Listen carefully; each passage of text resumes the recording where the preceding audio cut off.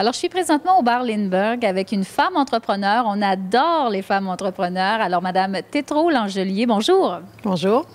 Vous êtes une femme impliquée beaucoup dans l'entrepreneuriat, mais beaucoup avec votre commerce, hein, si je ne me trompe pas.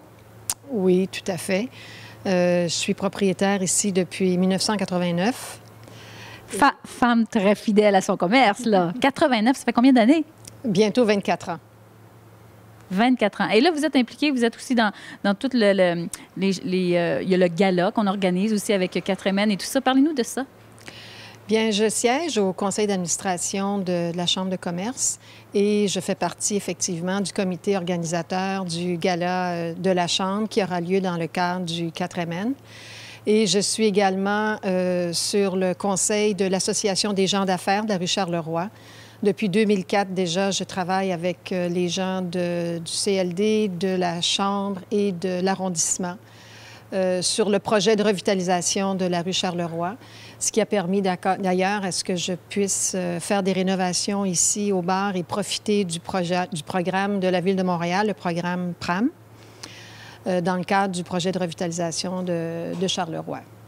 Moi, je voudrais savoir, quand ça fait autant d'années qu'on a son commerce à cœur, il faut toujours se réinventer. On n'a pas le choix, il faut suivre. Parlez-nous des grandes tendances que vous avez vécues là, dans vos années d'expérience avec votre bar. Écoutez, on ne peut jamais arrêter. On doit toujours se renouveler. Dernièrement, il y a 2 ans, on a fait une rénovation assez importante et une petite cet hiver. En fait, c'est pas si petit que ça. On a changé le nom du bar. On s'appelle maintenant le bar Lindbergh et on se veut un lieu de diffusion de musique. Dans le nord de la ville, il n'y en a pas. Alors, c'est ce qu'on essaye de développer comme créneau. Évidemment, aussi, on veut encourager les gens d'affaires à venir pour les 5 à 7, rencontrer des collègues, faire des 5 à 7 d'affaires ou entre amis. Alors, c'est des activités qu'on offre tout au long de la semaine.